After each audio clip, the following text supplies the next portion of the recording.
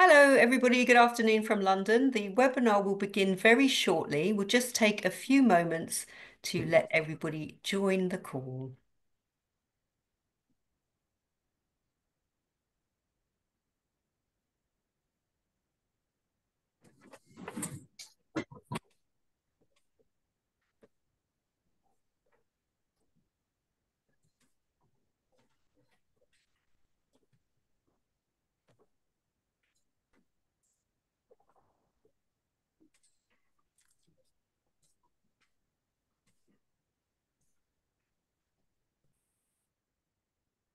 So, as I said, good afternoon from London and welcome to our webinar today, which is all about how to create more robust procurement in government, so systems that are more responsive and resilient. I know we have people joining us from all around the world today, so it might be good morning, it could be good evening, even wherever you are joining us from. I'm Siobhan Bonita. I'm a former UK civil servant, and I'm delighted to be chairing this webinar on behalf of Global Government Forum, which works with civil servants and public sector leaders all around the world. And I'd also like to thank our knowledge partner today, which is SAS. So, in terms of today's topic, procurement really is a vital function for all governments around the world, and purchasing systems enable public servants to buy the vital goods that services rely on, whilst also increasingly helping to drive efficiency at a time of limited public sector resources. But I think it's fair to say that purchasing systems need to be transformed to help make them less susceptible to waste and error and better able to tackle fraud in payments. So today we're going to be discussing all things to do with kind of those systems. We're going to be looking at things like how governments are using technology to improve their procurement systems and processes, how public sector organisations are hoping to tackle fraud and error in procurement better than they have been traditionally, to deepen the understanding of their supply chains and the risks across the entire supply chains, how they can improve contract management once contracts are in place, and also before contracts are awarded, how they can really ensure fair competition and access to those contracts. Now, we have four fantastic speakers with us here today. And in a moment, I'm going to introduce our speakers and then really kick off a conversation with our speakers by putting a few questions to them. But we want this to be a conversation with you, our audience. We know we've got great people in our audience here today, so we don't want to be doing all of the talking. So from now on, you should see somewhere on your device a Q&A function. Please use that function at any point from now on to message in your comments and your questions, and we will use those throughout the webinar. So we will stop and we will keep taking your questions. So don't wait until the end. If one of our speakers says something and you have a comment or a question, please message that straight in, and we really want to make this as interactive as we possibly can. So let me introduce our fantastic speakers. We have Dag Strømsnes, who is the Chief Procurement Officer at the Agency for Public and Financial Management in Norway. Dag is responsible for developing and implementing strategies to ensure that public procurement in Norway is fully compliant with the financial regulations, that it provides value for money for the public and meets sustainable goals. His work covers all types of procurement, including goods, services, ICT, works, construction, army equipment and infrastructure investments, etc. Before he started as CPO in Norway, he was a director at PwC, and he's worked as a procurement consultant previously for 8 years, so a real wealth of experience there. Then we will hear from Matthew Kahn, who is Senior Policy Analyst in the Public Governance Directorate at the OECD, where he specialises in public procurement and infrastructure delivery. Matthew works on several projects in different regions of the world, including selected case studies with Finland, Chile, New Zealand and Ireland. And prior to this role, he headed the Procurement and Advisory Unit in OECD's Central Purchasing Group, where he was responsible for managing procurement for the OECD itself. In doing so, he promoted procurement as a strategic tool to support decision-making processes. Then we will hear from Laurent Colombon, who is the lead for continuous monitoring solution for SAS, Europe, Middle East and Africa, so with our knowledge partner today. Since 1999, Laurent had extensive experience of using natural language processing, machine learning, and analytics to assist customers in tackling financial crime.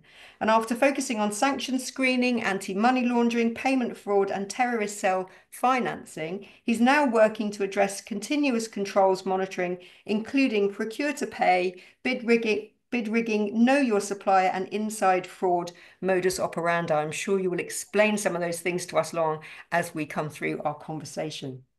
And then last but by no means least, we will hear from Arturo Herrera, who is Global Director for Governance and Prosperity at the World Bank.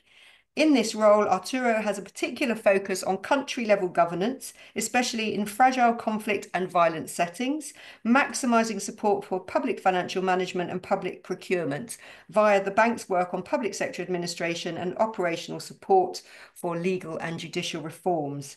And between 2018 and 2021, Arturo held leadership positions in the government of Mexico as co-head of finance in the presidential transition team, deputy finance minister, and more recently as Minister of Finance and Public Credit. And he was also the chairman of Mexico's Exchange Commission and a member of the board of the central bank. So I'm sure you'll agree with me. We really do have a very stellar panel with us here today, a real wealth of experience. As I said, please do maximize this opportunity to make this a conversation and send in any of your questions and we'll put those to our speakers. But what I want to do, I'm going to kick off the conversation and I'm going to kind of ask each of our speakers just a very general opening question, really, just to set the scene. So, Doug, I'm going to come to you first. It's clear, really, from your title what you do, but could you give us just a bit of a sense of the scale of public procurement in Norway and maybe what some of your current priorities are? Thanks a lot, Siobhan, and thanks a lot for the organizer for inviting me. I'm the Chief Procurement Officer for the government in Norway, so I have a responsibility with my organization for all public procurement in Norway. We also give strategic advice to the local government.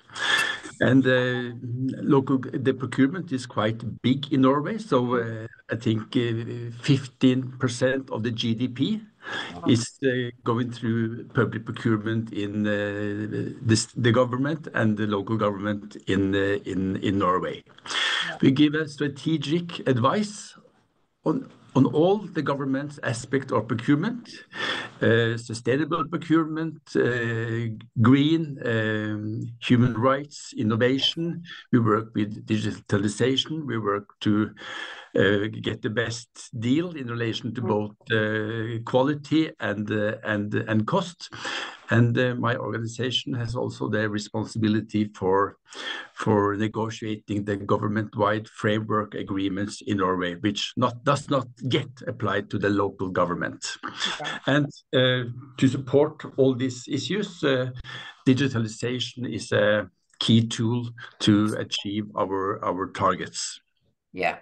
But the big thing in Norway now to try to set the scene is that we have actually developed public procurement from being an sort of a back office function now to be seen as a strategic input factor for the goal achievement for the different organizations in Norway.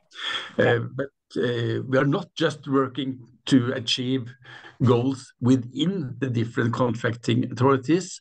I think the government see the procurement function as an important tool to also work with climate to achieve the ambitious Paris Agreement with a huge reduction of the CO2 emissions. So we have a huge mandate for working with sustainability and in general, but especially the green challenges where we have a huge efforts to work with. Brilliant. Doug, thank you so much. Perfect way to set the scene, I think, because you've set out a lot of those, I think, issues that will resonate with the audience. So just how much money flows through public procurement. I'm always surprised when I hear the amounts involved. And as you said, I think governments around the world increasingly realizing this isn't just that back office function. It's crucial to meeting some of their wider goals, in particular, as you say, some of the sustainability goals that Mm. we have. And then you mentioned there, which I'm sure we will pick up on in our conversations, the importance now of digital and Yeah. digitalizing the systems to help make these systems better and more efficient.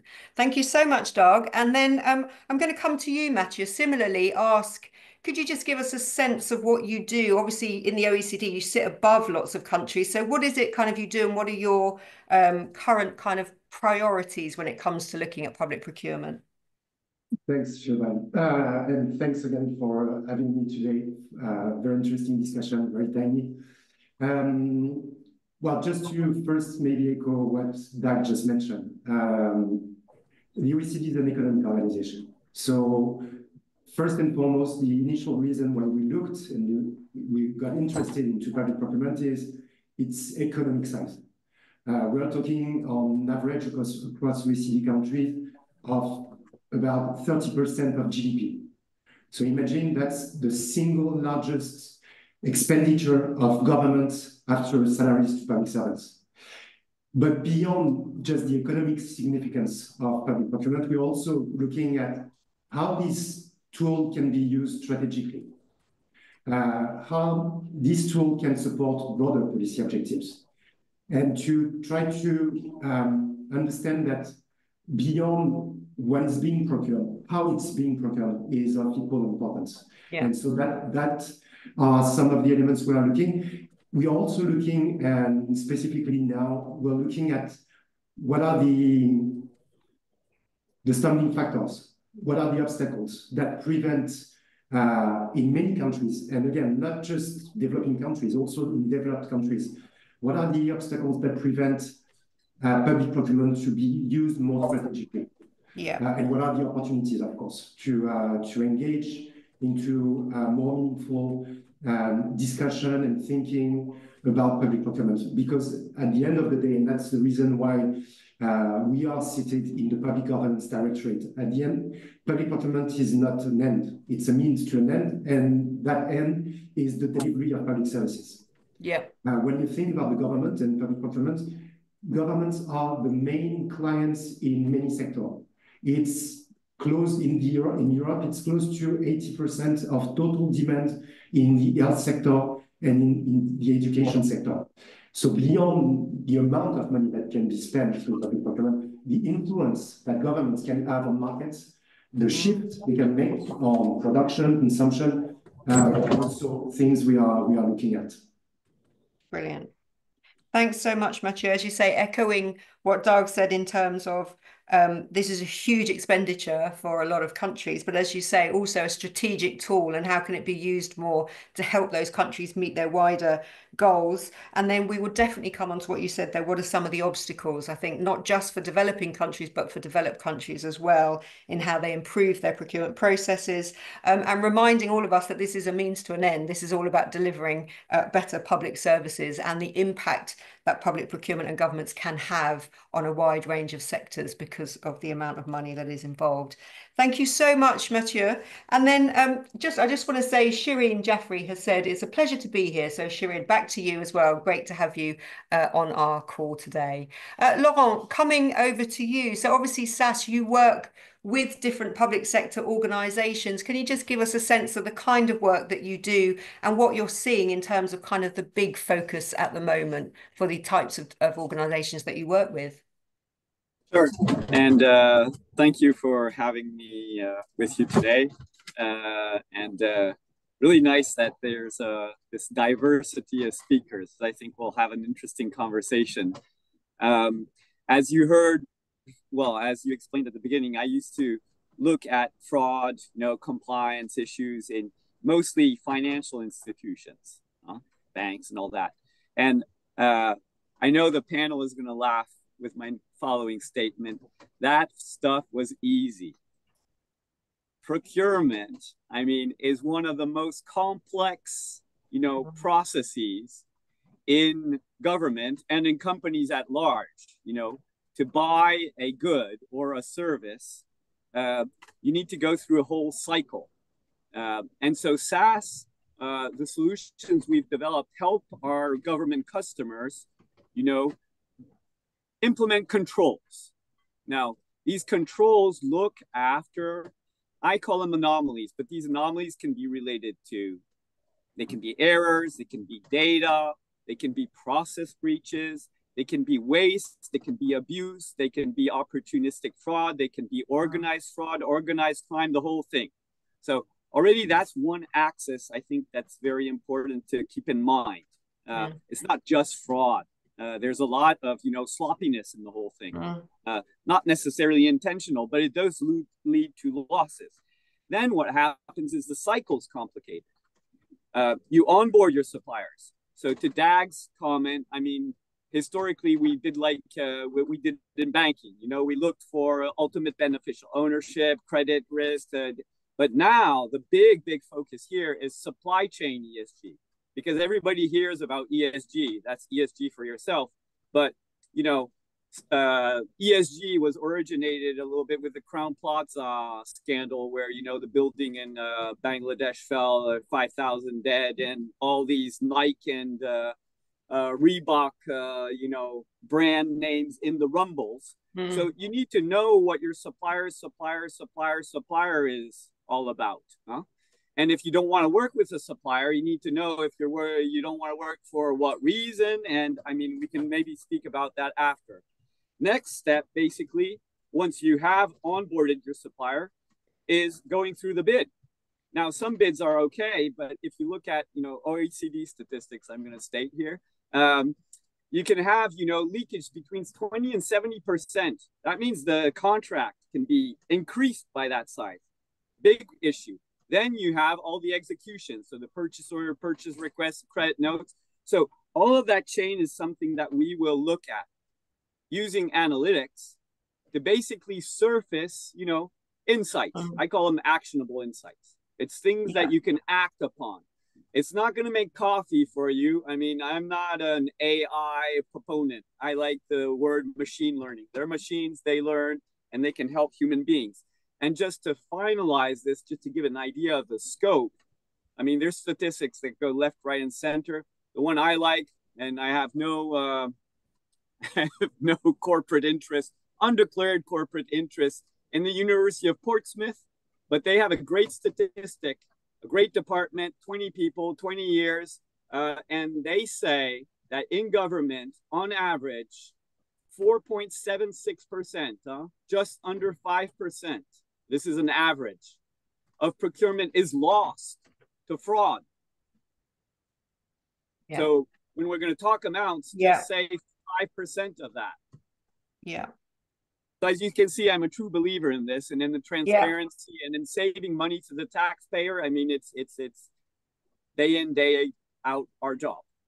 Oh, thank you so much. We'll definitely come back. I mean, that is quite startling, the University of Portsmouth, that statistic that nearly 5% of average of all procurement is lost to fraud. We'll come back to some of the ways in which kind of technology and some of the things that you're doing. I think we'll come back to that as we go through our conversation. But yeah, really interesting to hear you sort of setting out the complexity, because in some ways, some people might think procurement's quite simple. It's about buying things. But actually, as you say, there are all of those different things happening in the system, the waste in the system due to error or just kind of sloppiness, as you say, so deliberate or not deliberate. And then there's all the things about the complexity of the supply chain. And I think there's still a long way to go in terms of public sector managing the risks along the whole of their supply chain. So again, lots of food for thought. If you've got any questions at all, please do get them coming in. And then Arturo, I'm going to come to you. And similarly, obviously the World Bank has an overview as well, an overview position on this. So what are the things that you do on public procurement from the World Bank's point of view, and where do you think your current priorities lie? Yeah, thank you, Siobhan, and thank you for the invitation. Actually, our view about procurement at the World Bank has been changing over the last 20 or so years. At the very beginning, our activities were mostly focused about making sure that our own processes in our loans were kind of secure and try to minimize and mitigate the risk of corruption in our own loans. Yeah. But we became all very quickly clear that this was just a small part of the transactions in the world. Just to give you an idea of the numbers, the World Bank lends around $91 billion per year. The total procurement in the world is around $13.8 trillion. So what we lend, as big as it is less than 1% of all procurement in the world. So yes, we are very careful about what we do in our own stuff, but we want to focus on the 99% as opposed to focus on the 1%. So over the last few years, we have been involved in working with governments in increasing their capacity in many areas. So I would say three being the principles. One is establishment of e-procurement systems, the ability for governments to manage their procurement processes in an electronic through an electronic platform. And let me just give you an idea of how this has been increasing. Around the year 2000, there were less than 10 countries with e-procurement systems around the world. The second issue is we are working with them on the use of data and analytics. Yeah. So procurement systems provide a lot of information that is not always exploited by the government. And the third one is kind of a side business line, which is the link about procurement and our much broader anti-corruption agenda. And here we will find overlappings between the procurement agenda, the anti-corruption agenda, the tax evasion agenda, and the anti-money laundering agenda. Brilliant. Fantastic. Thanks, Arturo. Really clear then definition of what you guys do. So as you say, before focusing on that 1%, your own systems, but now realizing there's that 99%. So more of a focus on that, helping governments to set up e-procurement systems, use data and analytics. So similar to what you were saying, Laurent, how you can use data and analytics to get the insights from your procurement processes.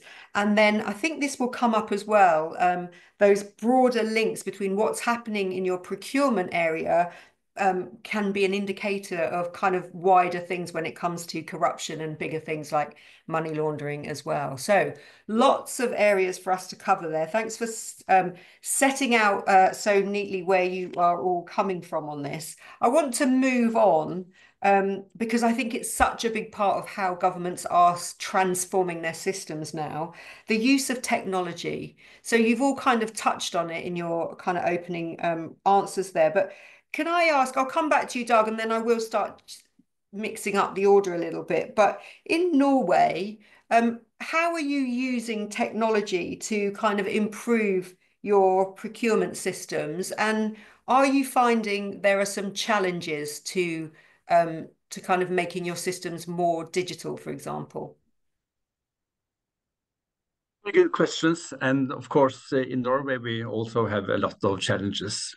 In a perfect world, I think all contracting authorities should have digital tools that support all the steps in the procurement process, from the assessment of needs through the procurement process and to the contracting follow-up. From our point of view, it does not need to be one system, but it should be arranged connecting data flow to use of standardized information elements throughout the procurement process. And I think it's important that we actually get good data and have good analytic tools to do the procurement function more data-driven. And we are struggling quite a lot to work with the data quality, because high data quality is a condition for doing good analysis and make good procurement decisions. So we see that optimized processes will depend on accurate data that actually is working. So high data quality could reduce the risk for fraud, and it will be easier to see deviations and irregularities in the procurement process. So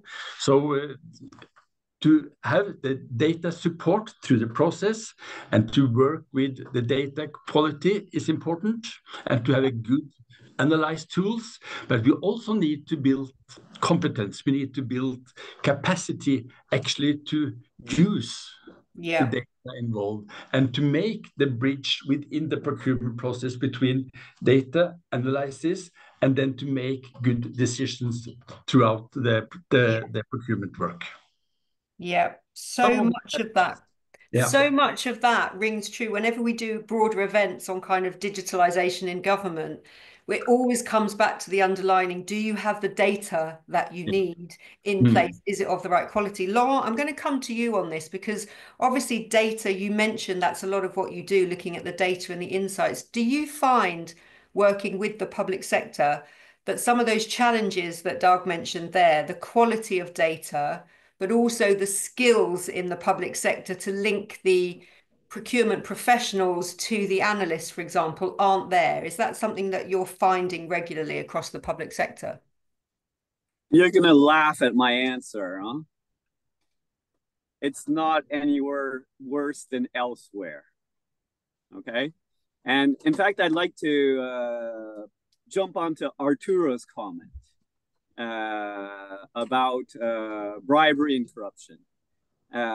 It's quite interesting, you know, bribery, corruption, money laundering, financial crime, all of that. It's a little bit like a drop of oil on a piece of paper. You know, when you have it in one corner, it has a tendency to spread from where it is. And there's a big non-government entity, but from right near where Dag lives, not the same country, where they had a OFAC fine. Okay, so this is for bribery, corruption. Fine was nearly $1 billion from 4 regulators in a country that starts with A, where there was a lady called Miss 10%, and they paid under the table to get anyway. To make the long story short, what's interesting with that case is, and it's like in government, the problem wasn't the $1 billion fine. Can you imagine? It's 968 million fine. They told me it's the 5 years of loss of focus of the management because of reputational loss. Reputational loss is massive in this area. And in fact, the only technologies that can catch this sort of crime are extremely advanced. So we'll never find who bribed who. Because, for example, if I want to get a market from you, I may pay the studies of your children in Harvard, you know, right, in exchange for a market. You're not going to see that. But with neural networks, you can definitely look at smoke signals of people that are close, collaborating. It's like in James Bond. Now, right. That being said, we come back to Dag's topic. Everybody says AI, machine learning, da, da, da. I love the meetings that I go to. First 2 minutes, they say garbage in, garbage out, you know? And then they spend 58 minutes speaking about analyzing the data. Problem is the garbage in, garbage out problem's 80% of the problem. A procurement process in a government's a procurement process in a government. They're all the same, more or less. The problem's the data. Now, what people don't understand in the wider public, well, I have to say it that way, is you use AI, machine learning, and all that stuff to clean the data also. So the days where, you know, you had these consultancy projects, BPO, we're going to clean all the data, that's a pipe dream. We always take the data the way we have it. We use the analytics to clean it, to enrich it with third-party data, like done in Bradstreet Data, Transparency International, that sort of stuff. And then we give alerts. Now, the key thing, and then I'll stop, because otherwise I'm going to take the whole hour, is finding people to review those alerts. Now, that's a real headache. Yeah. And I think that may be more of a challenge in government than it is in the private sector. Yeah. Is the culture of analytics, the culture of data, the culture of not facts. I wouldn't say governments aren't facts oriented. They're just, you know, they're just savvy to paper. Yeah.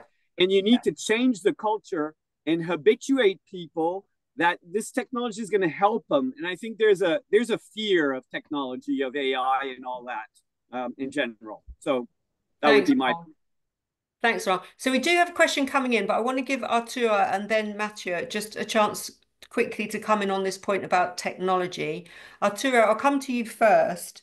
So do you recognize what Doug and Laurent have said there in terms of technology can definitely help improve the processes, but actually we're struggling in the public sector with the quality of data. But then, as Laurent said, also, even if you can get the data cleaned, we don't necessarily have the skills to be able to analyze that data in the public sector. Sure, in general terms, yes.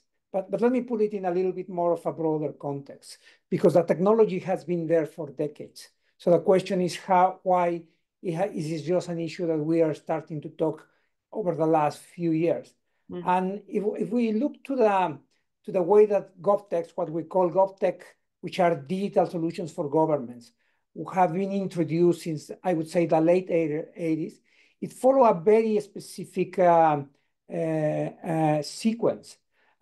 So the first systems that the governments start to digitalize were the debt management systems. And that is not surprising if you think that in the 80s, particularly in developing countries, we were having debt crisis.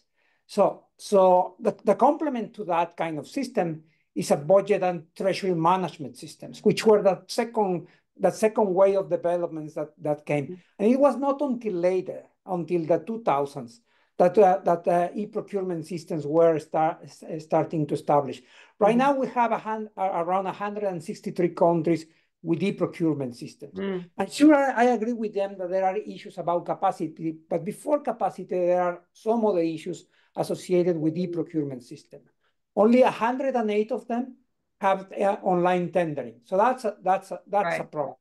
A lot of them are still used just to register and to have the information in a platform as opposed to being a transactional operation. But it's a little bit more worrisome is that the e-procurement systems tend not to be linked, connected, or integrated to the budget systems. So the cycles get caught, and it's much more difficult to operate it.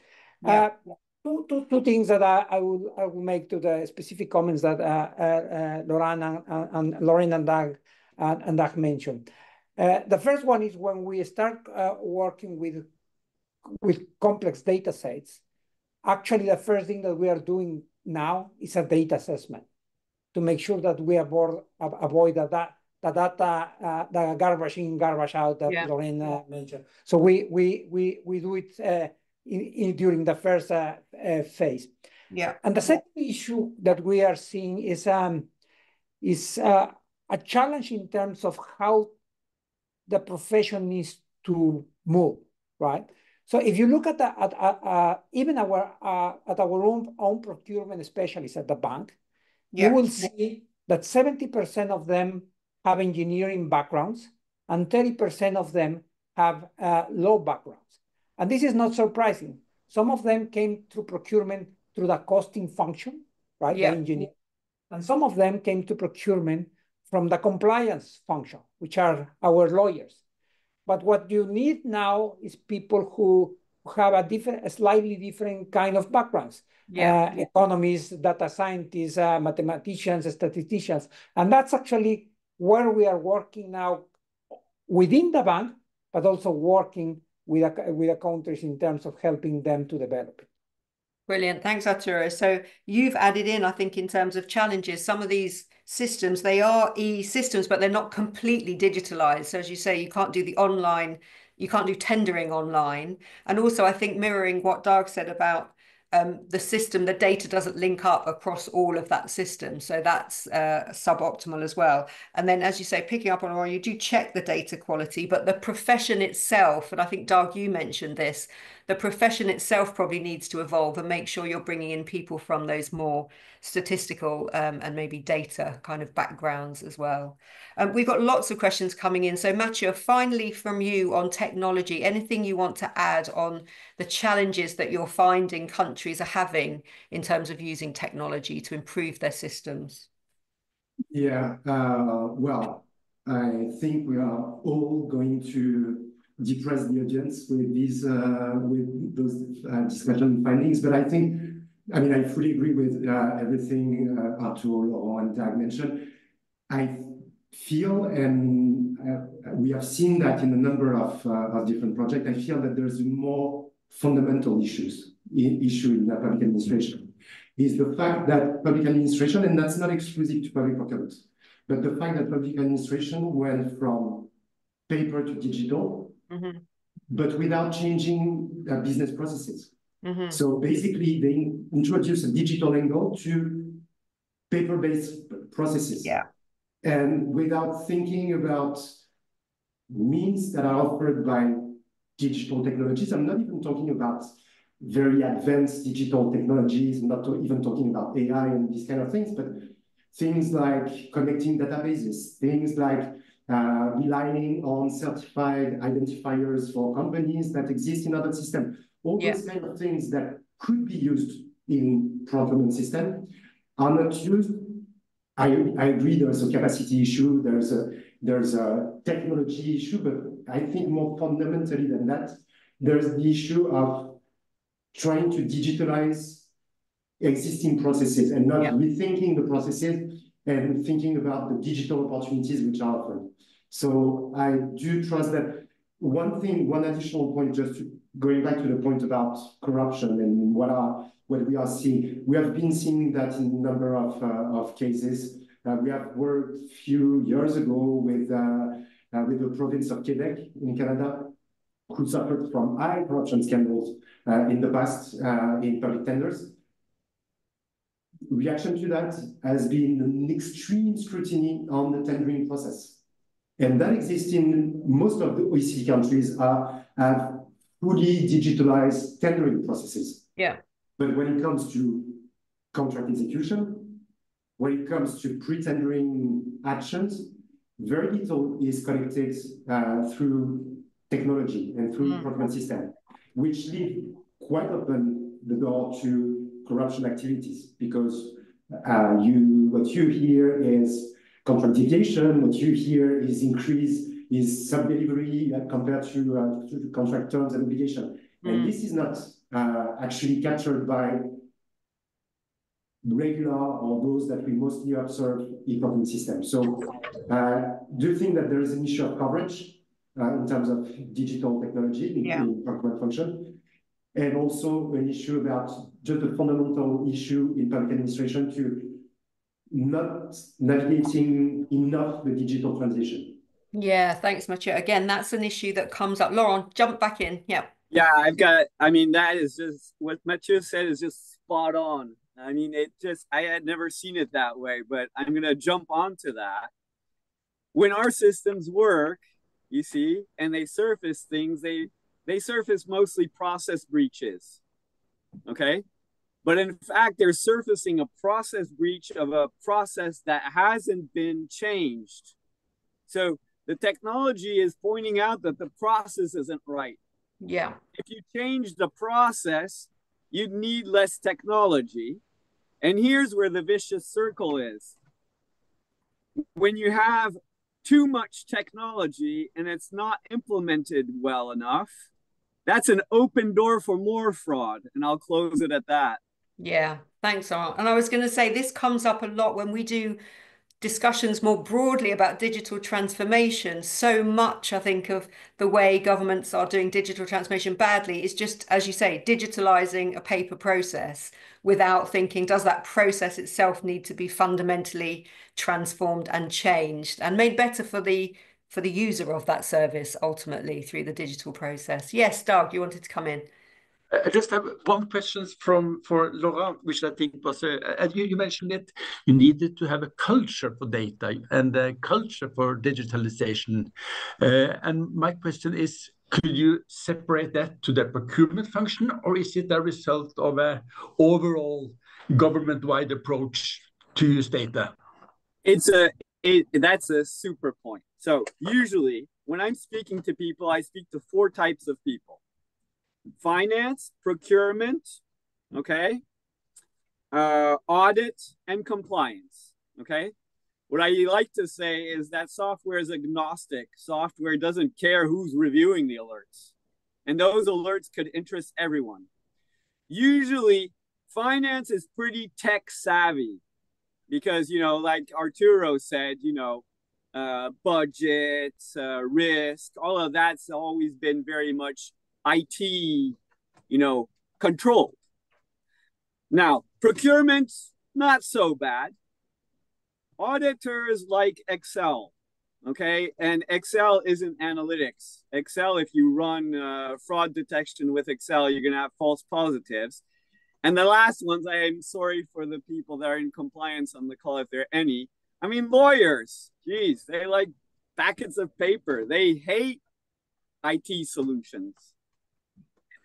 And this is where I think we all need to start speaking each other's language a bit more, don't we? There needs to be more linking up across the professions. I'm going to go to some of the questions. We got some great questions coming in.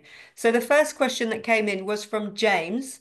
And James said, I'd be interested to know the impact of recent geopolitical shifts on public procurement. So, for a variety of reasons, the pandemic, conflict, election outcomes, there has been a rise in protectionism and the desire of governments for more strategic autonomy and sovereignty, which runs against the grain of some of the international agreements on public procurement.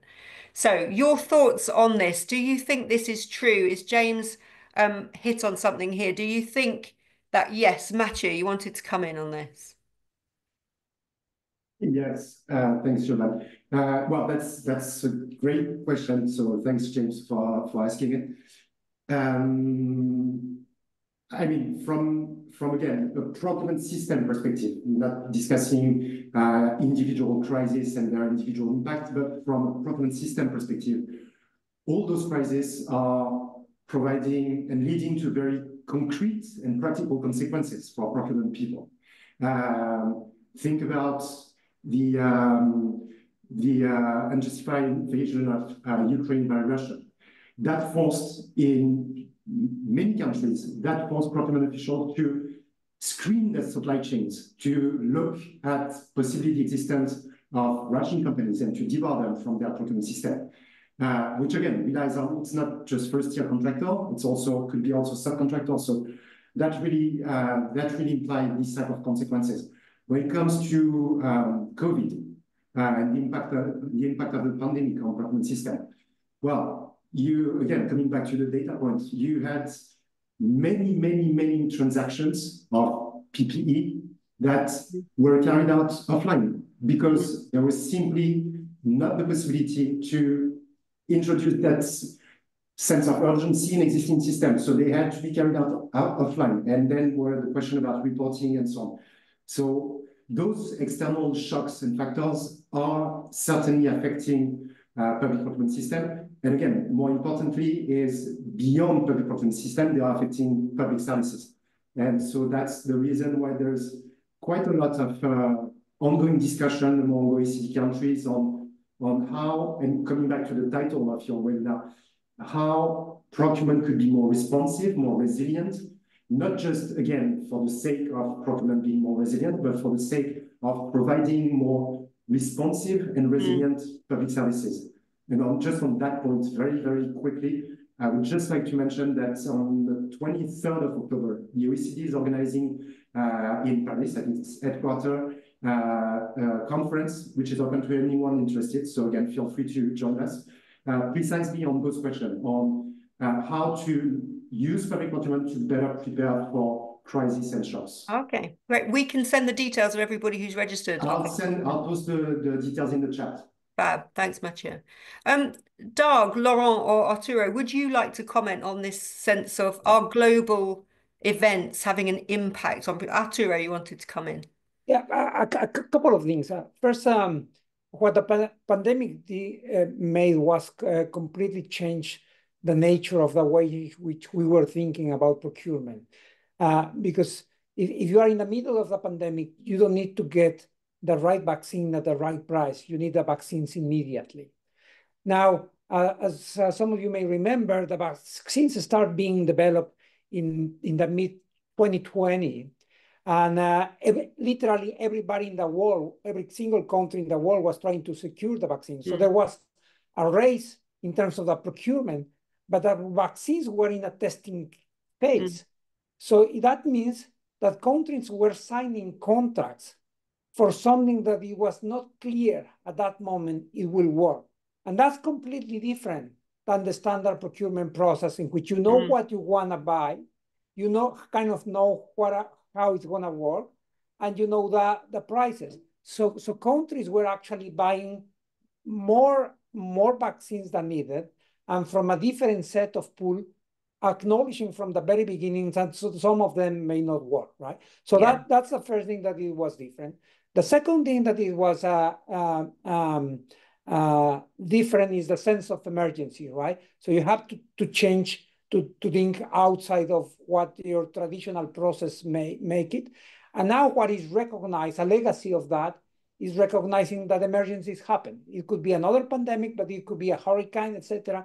So the systems need to have built in a way to respond, and not only the e-procurement system, but the way to think about it. Yeah. Now the geopolitical aspects are coming in two different directions, I would say. The first one is during the pandemic, two things were very obvious. One is the vaccines were produced, but they were produced by definition in a specific country, although it was in theory produced for a global market. Now, as the waves start hitting the countries, some countries prohibited the export of vaccines from their countries, from the countries in which they were produced, despite the fact that there were contracts. So that start making countries start thinking in a little bit more in an inward way.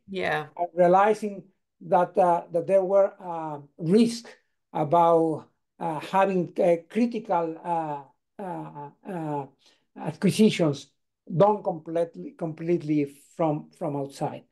The second thing that came from the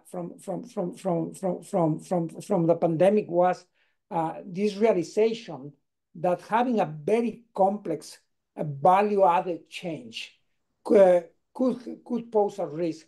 If the way I heard someone to put it was, imagine a big country which has a large percentage of the components of a value-added change, and suddenly that country closed for a long time, right? So that was China, right? And that break. So they start bringing a different angle in the sense that those kind of things were a little bit risky, and that introduced the idea that probably we don't need to start looking for the cheapest solution, but also a solution that is riskier during certain events. Yeah, thanks, Arturo. Doug, you wanted to come in, and then, unless Laurent's got something to add, okay, quickly, Doug, and then Laurent, and we'll go to the next question. Doug first. Very quick. In Norway, we are a part of the European Economic Area, and it is limited how much we could isolate procurement because we have the common rules. But of the big events that we see now, I think that to develop more preparedness within the whole of society, and also the security issues. How are we going to deal with China, the non-friendly, and other non-friendly countries will affect procurement more and more in the years to come. Yeah, thanks, Doug. Laurent. Yeah, this is, I mean, COVID was interesting from an analytics point of view. I'll tell you why. Because we quickly realized, I mean, supply chains went all haywhack. And the first supply chain, obviously, strangely enough, the problem, initiated in Wuhan, but a lot of the medicine or the components that went into the pharma products came from the Wuhan region. So our founder, Dr. Goodnight, has this saying, data for good. And he asked all of us, what could we do with technology for good? And what we thought in supply chain is all of these, I'd say it's like earthquakes, Fukushima, Parmalat scandal, wars, COVID, all Evergreen that blocks the Suez Mm, Canal. I mean, mm, all of those disrupt our supply chain, and we realize basically how fragile these supply chains are. Huh? And to Dag's point, I mean, a lot of people started thinking, I need to secure my supply chain. Maybe not the cheapest good, mm, but maybe something more secure. mm, And what we're also seeing, I think, is we're seeing a movement towards, well, maybe also more ethical, more social. mm. But then you need to know where it is in the supply chain. And Yeah. just a little parentheses before I close it, there's a funny aspect, quote unquote. Fraud during that was on the rise. Now, strangely enough, why was it on the rise? But this is a very personal opinion. I think there was more hardship, so more motivation. Okay. But there's also the fact that the humans weren't in the companies, in the inventory, in the shops. Mm, And so you had no more eyes to the ground. mm. And fraud is avoided in big part by humans today and not technology yet. Yeah. Really interesting. In the UK, obviously, we had big issues with fraud during the pandemic in terms of maybe loosening some of those checks and balances in the procurement process. And now the new government coming in is trying to recoup billions of pounds that were lost through procurement processes during COVID. So very interesting learning period indeed. John has asked, is there a central database of blacklisted economic operators that could be adopted across the globe? Does this include UBOs, which I had to look up because I'm no expert. So this is the ultimate beneficial owners. So is there a blacklisted list already when it comes to procurement? Arturo, are you aware of anything, or should there be a blacklisted list? Well, we have our own blacklist, right? So companies that are part, or they are implementing something in a country with a World Bank loan, and there's a process of misprocurement or misuse. We have a whole area, which is our integrity vice president, which is in charge of having investigations on these areas, and Yeah. companies will be blacklisted and be banned for a few years. Yeah, thanks, Arturo. And Doug, Uh, similarly, oh, sorry, Arturo, carry on.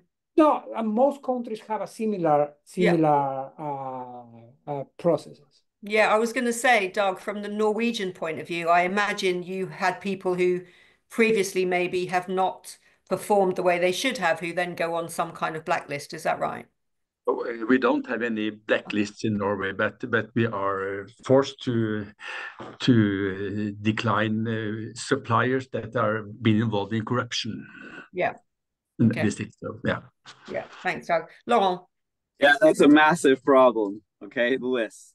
So, I mean, sorry for the OECD and the World Bank, but there's blacklists from them. There's FATF blacklist. There's the EU blacklist. There's the SFO blacklist. There's hundreds of blacklists. Right. Okay, and UBOs is not a blacklist in itself. I mean, you're looking for people that would be a UBO. So that's a declaration. UBO stands for ultimate beneficial ownership. So when you need to do some compliance, you need to check above a certain level of ownership. You need to check if those people aren't on lists. Okay. And so you have world checklists. And just to get to the data issue, some people are on several of those lists. So you have a data problem because if I try to spell Dog's last name, I'm probably going to sell it 4 or 5 different ways until I get it right. And Mathieu, I may not put that second T on it. And your name's going to be a problem. So I'm going to have plenty of different names that are, and you need to merge all of that. Yeah. And so in government, quote unquote, you have it easier. Yeah. Because imagine that you're an international company, like an oil and gas company that's in 80 countries, and your suppliers are on those companies and countries. And you have some in Yemen. There's no blacklist for Yemen. There's not even a national company registrar for Yemen. Right. This That, is where sorry, you I start to see the complexity of everything, I think. Doug, you wanted to come back in on something. Very short. I think these lists are complicated. I think we Yeah. could blacklist maybe and ban supplies from several countries, but I think there's a rapid change in the supplier base. Yeah. Okay, you get caught for corruption, you get in the court, but then you get a new name. You could, or you could just take away the board, take away the CEO. Yeah. We're then going to be free to start again. So there are very complicated to operate this list, and I think you should really be careful when you are moving in that direction. Thanks, Doug. Okay, I'm going to put two questions together because I wanted to ask you how public servants can improve kind of the pre-award stage. So how can they be better at making sure that contracts are open and kind of fair and there's access for everybody. And we've had a question from Nurazaman, I think Mr. Nurazaman, who said, I'm not sure where they're from, which country they're from, but their government is on an e-procurement system, but it's not transparent and it's not stable, the system. And they've said due to manual intervention and data leakage. And this can lead to problems, including monopolies getting those contracts. So monopoly in business sections in some cases. So I guess this brings together lots of things in terms of how can you make your system more transparent so potential suppliers can understand the system, have access to the system, but also how can you prevent fraud in that system and how can you prevent some of those issues I think that Nurizaman has raised there.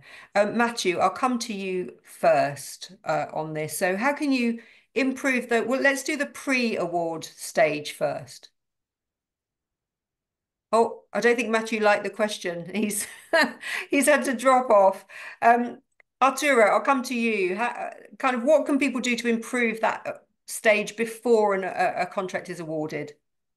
So one thing that we started to use a few years ago, and is really something recent, is to start combining databases to try to understand potential risk. So I'll give you an example I heard yesterday at the bank.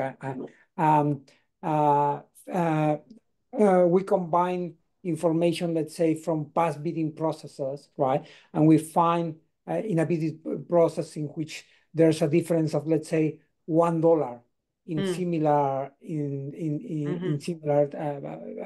from different countries, or we start looking to information about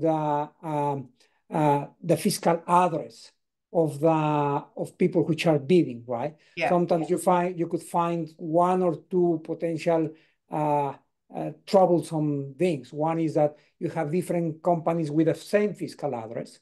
Yeah.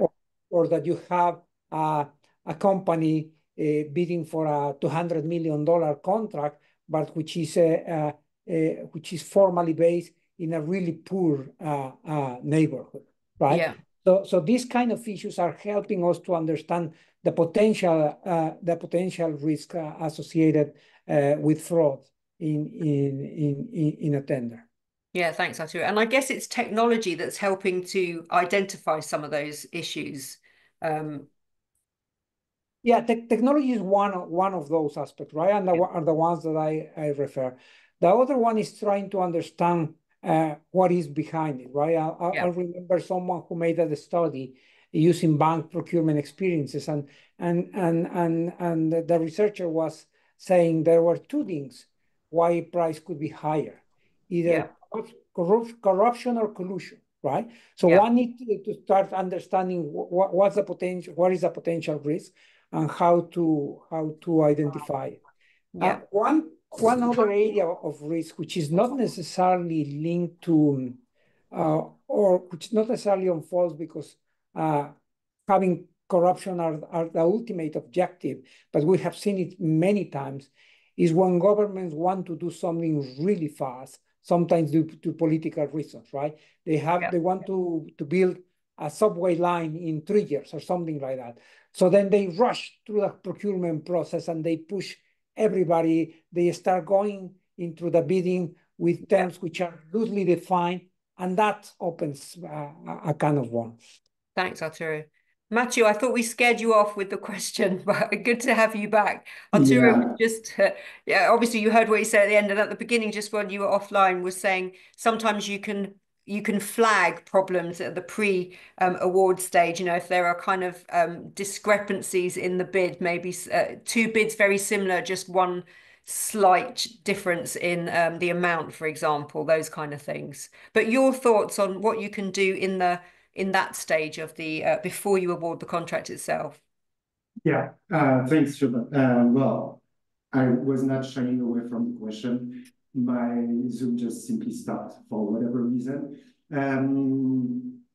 I think there are few things. First, when it comes to really what happens pre-tendering, so what happens before even tender is being announced, because here again, you have, when writing specification, you have potential of corruption, writing biased specifications, too narrow criteria, and so on. Here, I guess one of the underexploited opportunity is being better at planning. Oftentimes, what we're seeing is rushed procurement with insufficient documented engagement with the market that would also help providing a baseline and a better understanding about market capacity, and offering the possibility to also better assess whether tender specification are too narrow or considering markets, the market structure and market capacity. So really, bad planning certainly leads to enhanced potential for corruption. Second, when it comes to the tendering stage, here I would say that so it's sometimes again difficult to then clearly understand how it translates in practice, but one of the elements that we saw is rendering tender less certain, in the sense that whenever you're just relying solely on price, it's not that difficult for a corrupt bidder to win a tender, because it only requires to have knowledge about price from competitors, and then you have the possibility to bid lower, and that's what we often see. We see abnormally low offers, which then during contract execution, of course, translate in increase of the price which has been awarded. So introducing a bit of uncertainty or more uncertainty in terms of tender outcome and award outcome, especially mixing price criteria with quality criteria, which are less easy to manipulate when it comes to award decision. Those elements could certainly help could help addressing some of the corruption risk.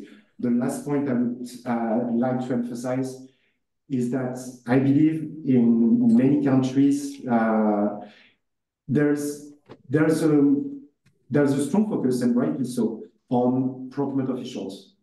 But one should not understand that procurement is not an island.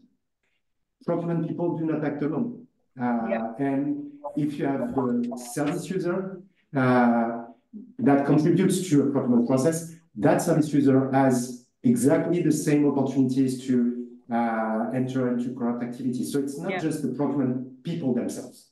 It's all the entire ecosystem that needs to be addressed through those strategies and initiatives. Thanks, Mathieu.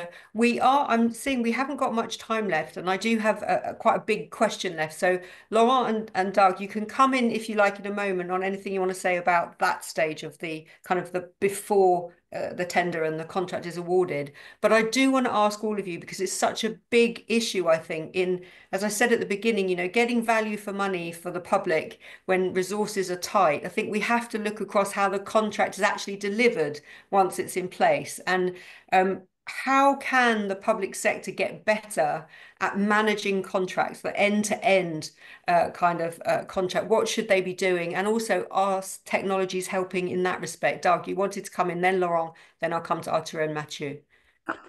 Just one keyword for the last discussion, and the keyword for me that I don't think was mentioned, but I agreed about everything that Arthur and Matthew said, but that is traceability, which is the key word when you are working through the e-procurement system, that you could document all of the process and all of the communication. So I think this is really, really important. Which goes back to the question, I think, about lack of transparency. You have to have that transparency and traceability. Yes.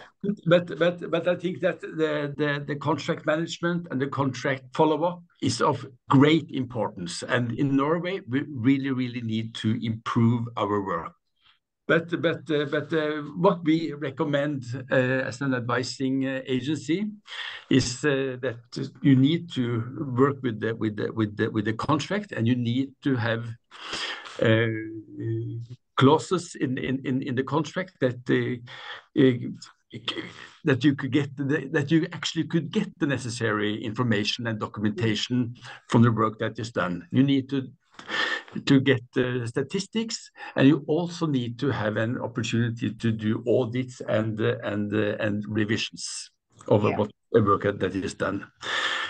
What we also recommend for at least a little bit bigger contracts is that you have a startup meeting with the supplier to have a mutual understanding of the challenges of the contract, and you have a mutual understanding of the risks involved and a plan for risk mitigation of the things that could occur during the process for delivery. And I think it's important to have a good dialogue, to have a status meeting with the supplier, and also to document everything, to write minutes from the meetings, to what is working, what need to be follow up. And what I really believe in from my work in, especially when I was working in PricewaterhouseCoopers with the huge PPP project, is to use the payment mechanism to award good performance and to penalize bad performance. So we really see that the payment is a huge incentive to manage the contract and to manage the supplier. Something for me. Thank you. No, brilliant. Some really practical tips there. So I think you need the stats, a good audit process, communication, I think with the supplier, mutual understanding of risk, have a plan for managing that risk, keep the dialogue open, and then use the payment process for award, but also for penalizing bad performance. And you mentioned there the need for stats. So I think, Laurent, I'm coming to you, the need, I guess, for data and stats all along that contract. So what tips would you give for improving contract management? Yeah, I'm not going to answer that question. I'm going to answer all the others and leave contract management to the experts, because World Bank, they are contract managers. I mean, I started my career there, so I sort of, but on the rest, so e-procurement systems, yes, but the issue is sometimes you have 2, 3, 4 of them in a country, and they are disjointed, and there are paper parts, and the suppliers aren't the same there as in the standard finance ERP. So disjointed systems, disjointed teams makes for loops. Okay. Yeah. Now, in terms of pre-contract award, I mean, that's the area. I mean, for me, that's the future. I mean, there's two futures. There's ESG, we've already talked about. I mean, that's a clear no-brainer. Okay. We're going to have a tab on our supply chains, and we're going to need to be able to segregate, because here's the excuse. I'm not going to do it because that company anyways is good. No, but that company may have a department that's no good. I'm not going to give names, but they could be, let's say, a mining company. Okay. They're producing lithium in a very, let's say, considerate manner, because they haven't displaced the American Indians that were on that land. The same company is also doing something, okay, in Australia, where they're extracting something and they're putting mercury in a river. That company you could say on average no good, but you can't do it that way because Right. you're not going to be able to say I'm not going to buy lithium because they're polluting a river in Australia. Right. So it's going to require very detailed analytics. And there's also going to be, I can start to see this, is we'll pay you 10% more because you have a sole, I mean, there's some goods that are sole producers. Like you have sole producer for a good or a service. So you then have a pressure on them. We'll pay you 10% more if your ethical, social, government standards go up. So Right. that part. Yeah. Now, on the bid part, I mean, for me, that's the forefront and the new frontier. I mean, we work on a big infrastructure project in the UK where we're saving, the taxpayer millions. On tax and social, we save the taxpayer billions. The SaaS software at HMRC and at DWP. But on pre-contract award for the infrastructure project I'm working for in the UK, which is government project, they told us that's where the loss is. Right. Okay. Right. Procurement and spend and all that, that's sort of structured data, to be honest. I'm not saying it's easy, but a purchase order, purchase request, invoice in SAP or in an ERP, that's rather structured. Pre-contract award, that's completely unstructured. Okay. And you need to be looking for, prices that are unusually high or low, small number of bidders, discounts, high number of bid revisions. There's a lot of, multiple bid withdrawals. There's the dynamics to the whole thing.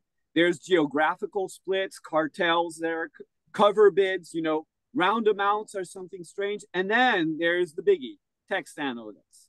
Anything that has to do with pre-contract award, contract management is, it's loads and loads of paper. So today, though that is digitalized. It's in PDF format. So you can apply text analytics. And I think in the future, at least in the procurement area, I think the application of text analytics is going to be an absolute game changer. Right. And governments are going to need to use it and get used to using it. Great.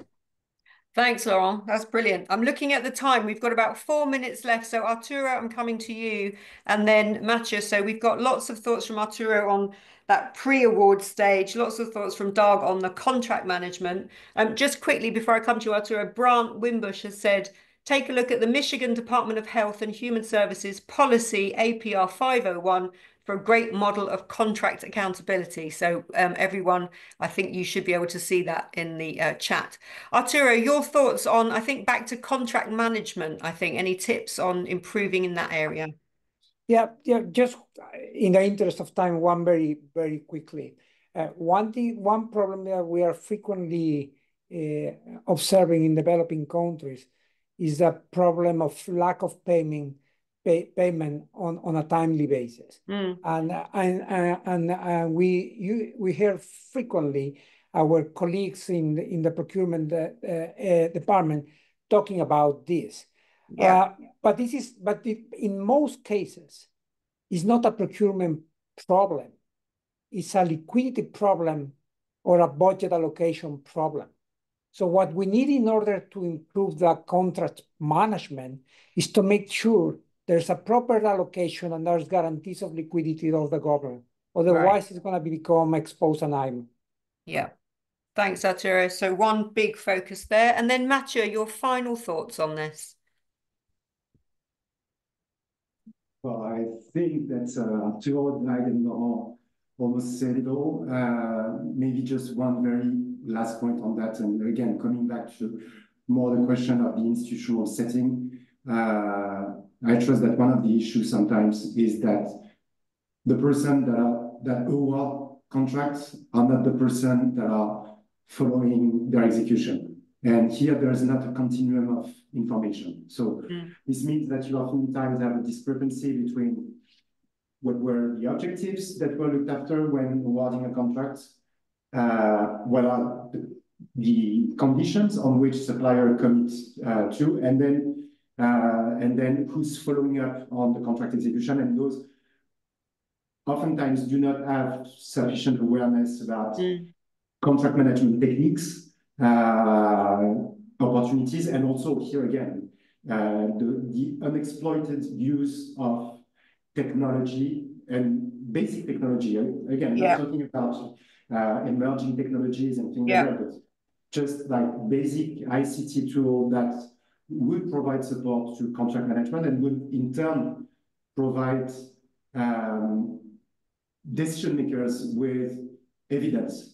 And just ending in 30 seconds, just ending on that point, I think coming back to really the introduction, the initial of this discussion, I thought that this example clearly illustrates the need to shift from looking at procurement as a process, but to look at procurement as an outcome. And at the end of the day, what matters is what is being delivered. It's not what were the number of points that the contractor received when being awarded the contract. So that really illustrates, I think, the current shift that is necessary in terms of how we look at procurement. Yeah. Mathieu, thank you. Perfect way for us to end. And we are spot on time. That conversation went really, really quickly. I really enjoyed that discussion. Thank you so much to the audience for sending in all those great questions. Thank you to Doug, to Laurent, to Arturo, and to Mathieu for all your time there and your expertise. I think it's safe to say procurement's so important. There's so much money involved in this that if you can improve these processes, there really are huge benefits. I think the data issue is a key one that you all touched on, but also getting that process right. So not just digitalizing a bad process or a paper process. And also, I think lots of you touched on the disconnect in the different parts of this procurement process, whether it's before, during, or after the contract, and that could be a big part. And then finally, the impact on the profession itself and what people in the procurement profession are going to have to be kind of skilling themselves in going forward. Thank you to all of you. Fascinating discussion. To the audience, we have sent you a questionnaire. If you wouldn't mind just taking a couple of minutes to fill out that questionnaire, I would be hugely grateful. It means we can continue to give you webinars on the topics that are of most interest to you. We will be sending round to everybody a link with this video so you can watch it all again if you missed part of it, or share it with your colleagues as well.